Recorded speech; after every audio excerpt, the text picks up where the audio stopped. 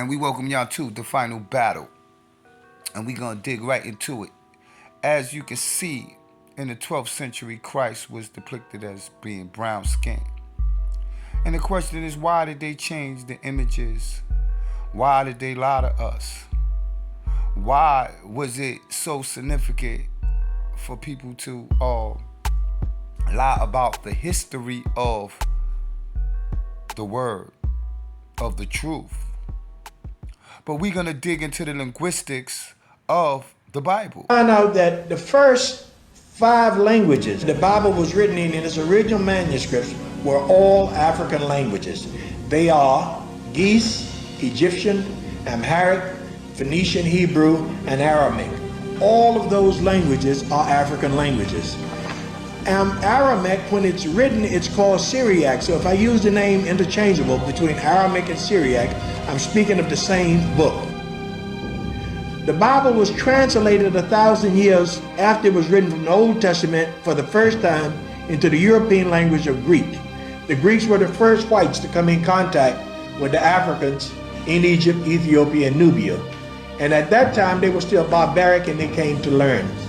We must understand that Egypt, Ethiopia, Nubia were the citadel of world learning during those days. So when the Greeks were first coming down, they were coming down as students to learn. What they were amazed at is when they saw the original manuscripts that were written, they wanted to have them translated so they could take them back to Europe. So what we tried to do is give you an understanding of the first 5 languages that the Bible was written in. And those facts cannot be debated there. You can do your own research. But now we're going to dig right into King James. Born James Charles Strout on June 19th, 1566 in Edinburgh Castle, Scotland. Fluent in Greek, Latin, French, Italian, as well as his own tongue. After ruling Scotland for 36 years, he was the first to rule over both England and Scotland in 1603. He called together a decree for translation of the Old New Testaments from the original Hebrew and Greek tongues. This process began in 1604 and was completed in 1611.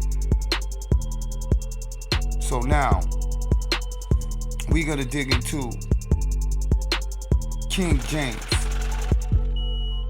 And it was another King James afterwards, but they used that King James as the image of this King James. I'm gonna make a video about that because I don't got those documents available right now. I'm gonna show you how they mixed up the King James.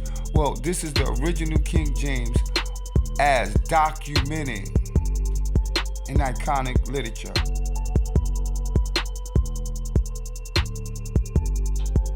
So what happened with the King James era is King James was a black king in an era where the noble Moors was teaching the Caucasians about culture coming out of the Dark Ages. So when his reign was over, it was easy for the Caucasians to assume power.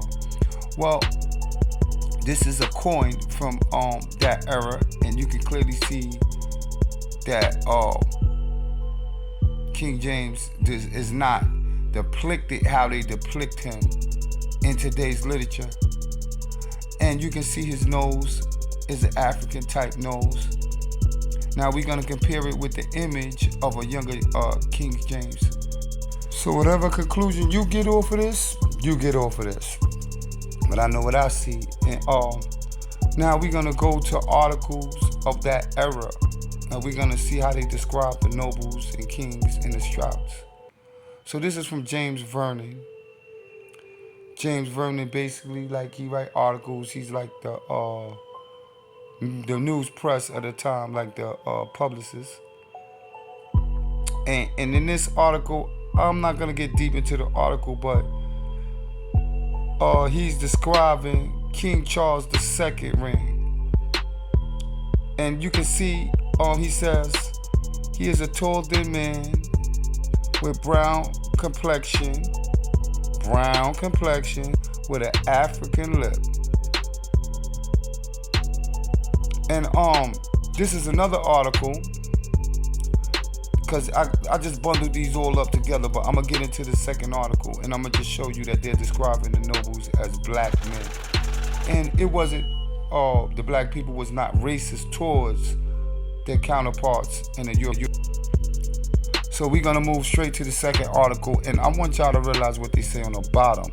They say he's much like King Charles. And when they say he's much like King Charles, they saying with a black complexion. So I skipped to the end, but we're going to read the top where it said, is the son to King Charles II by the Duchess of, I can't skip that, I can't really see it because it's bundled up, but we're going to skip to the second paragraph where they say, he is a good gentleman, good natured to a fault, very well bred, and hold many valuable things in him. Is an enemy to the benefit. Very courteous, very shaped, black complexion, much like King Charles. Not 30 years old. So you can clearly see they said, well-shaped, black complexion, much like King Charles. So these is from publications from these times. So basically, you know what I mean? I can really dig in deep into this stuff and just keep pulling this up, but that's not my goal. I'm just trying to show y'all what exactly happened and what's the truth. This not about who was what and who was black and who was white and how did it matter. This is about the truth.